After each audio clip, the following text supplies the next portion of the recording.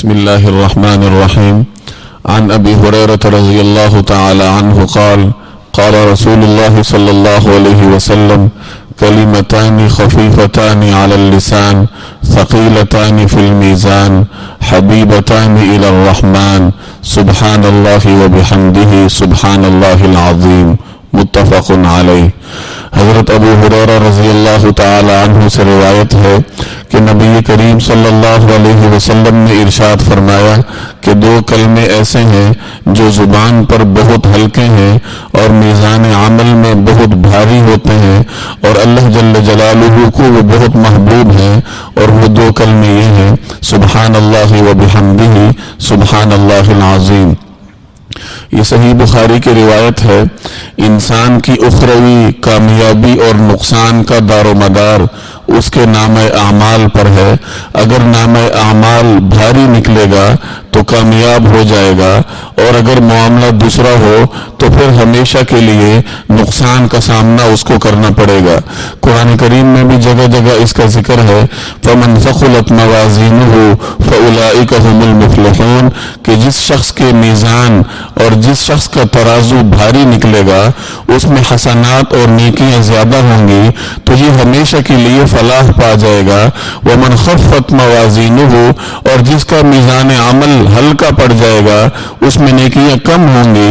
فَأُولَئِكَ الَّذِينَ خَسِرُوا أَنفُسَهُمْ فِي جَهَنَّمَ خَالِدُونَ، تو یہ وہ لوگ ہیں کہ جنہوں نے اپنے آپ کو نقصان میں ڈالا اور یہ جہنم میں ہمیشہ ہمیشہ کے لیے رہیں گے.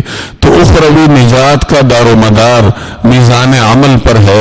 نام اعمال میں حسنات کی مقدار زیادہ ہوگی تو انسان کے لیے پھر کامیابیوں کا دروازہ کھل جاتا ہے. اس روایت میں نبی کریم صلی اللہ علیہ وسلم نے نام اعمال کو وزنی کرنے کا ایک آسان نسخہ بتایا ہے کہ دو کلمات ایسے ہیں کہ جو زبان پر بہت ہلکے ہیں، انسان ایک سیکنڈ میں ان کو پڑھ لیتا ہے.